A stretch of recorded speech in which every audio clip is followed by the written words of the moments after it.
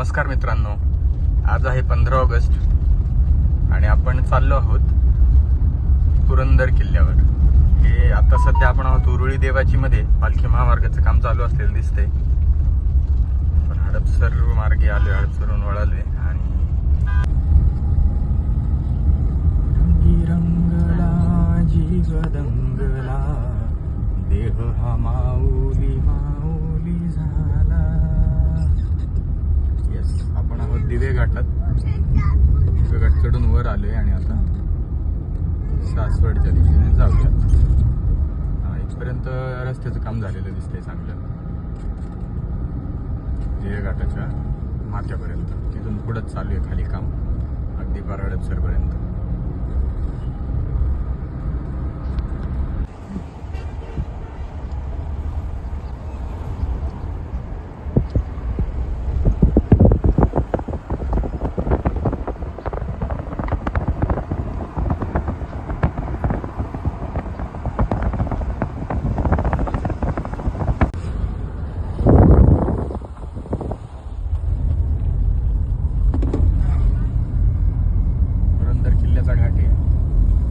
आता पुरंदर किल्ल्याच्या पण वरती एंट्री किती वाजता बंद होती आपल्याला माहित नाही.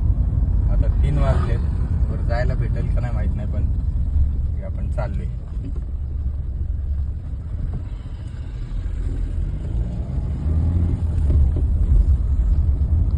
बाकी व्ह्यू मस्त आहे, जरी एंट्री नाही भेटली तरी बघायला मस्त आहे. बघा धुकं किती छान पडलं. दुपारचे 3 वाजले पण धुकं अशी चादर पसरली आहे, मस्त वाटते.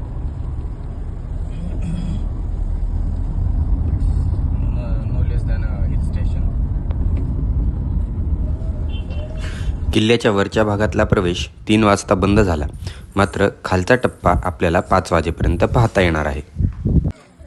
छत्रपती संभाजी महाराजांचा अर्धाकृती पुतळा.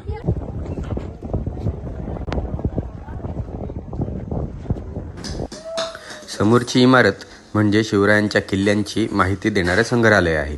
ते पाहून आम्ही बाहेर आलो. पद्मावती टँक, पद्मावती तलाव तुडुंब भरलाय, भरपूर पाणी.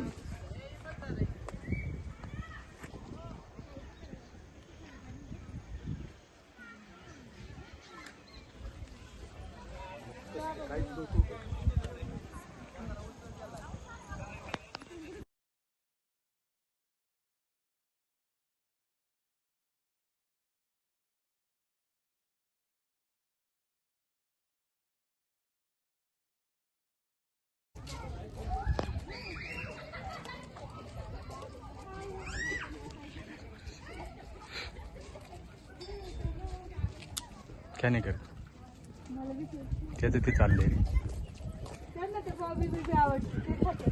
बघ ना, भेळ इथून का बघ ना, इकडून एक आले.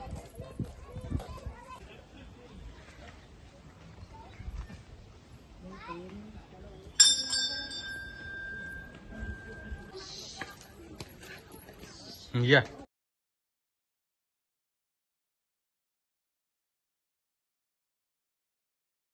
सांगावटेश्वर मंदिर सासवड या ठिकाणी आपण आले.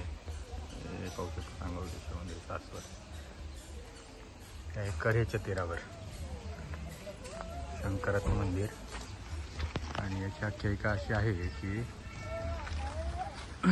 चांगदेवांनी कऱ्हेच्या काठावर वाटीत वाळू घेऊन त्याची पिंड बनवली आणि ती काहीतरी स्थायी स्वरूपात निर्माण झाली, म्हणून हे सांगावटेश्वर असं नाव पडले.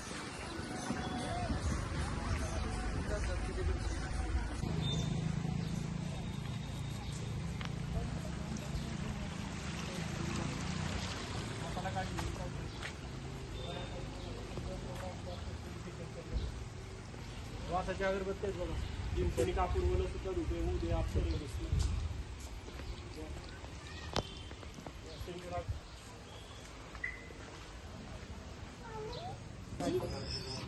कोण कोण हे माहिती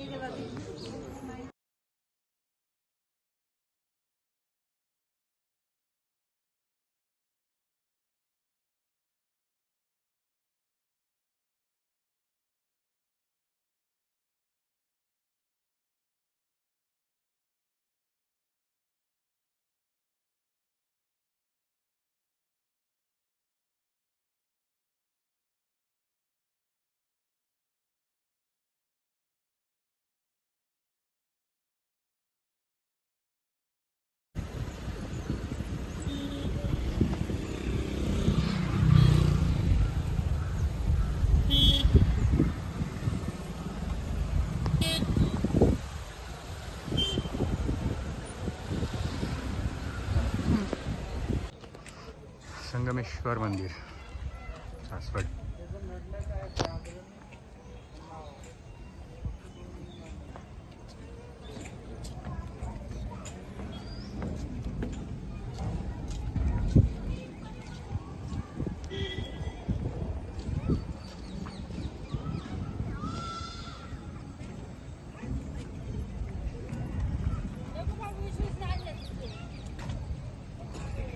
कऱ्हा नदी आणि चांबळी नदी या दोन नद्यांच्या संगमावर वसलेलं आहे संगमेश्वर मंदिर सासवड.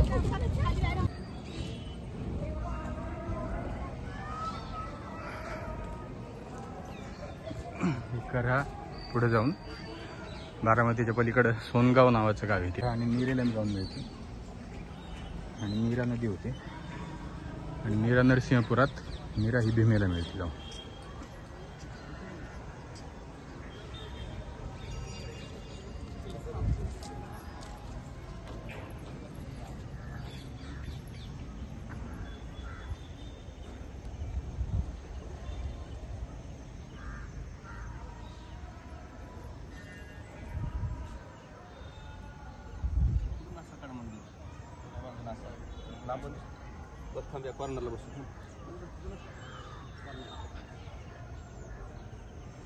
ही एक नदी आणि पलीकडून आलेली एक नदी या दोन्ही मिळून झाला संगम करायचा आणि चांबळीचा. खडकेश्वर मंदिर येतं.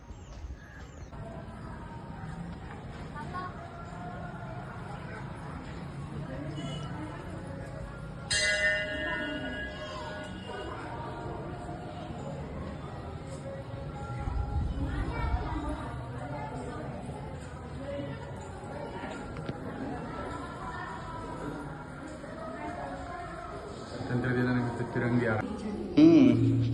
स्वातंत्र्य दिनानिमित्त किती छान आहे. खरं बरं बाप्पा जय बाप्पा. खूप शांत वातावरण आहे इथं, मस्त वाटते. संध्याकाळची वेळ कोणी नाही आहे फारसं, थोडीशी लोक आहेत इथं. काय बिशीचा कार्यक्रम चाललाय, चिठ्ठ्या टाकायचा, बाकी काही नाही, कोणी नाही. शांत संध्याकाळ, सुट्टीचा दिवस, स्वातंत्र्य दिनाची सुट्टी, संध्याकाळची वेळ आणि निवांत ठिकाण, गर्दीचं नाही, निवांत. त्यामुळे छान वाटते, मस्त वाटते गर्दीपासून लांब.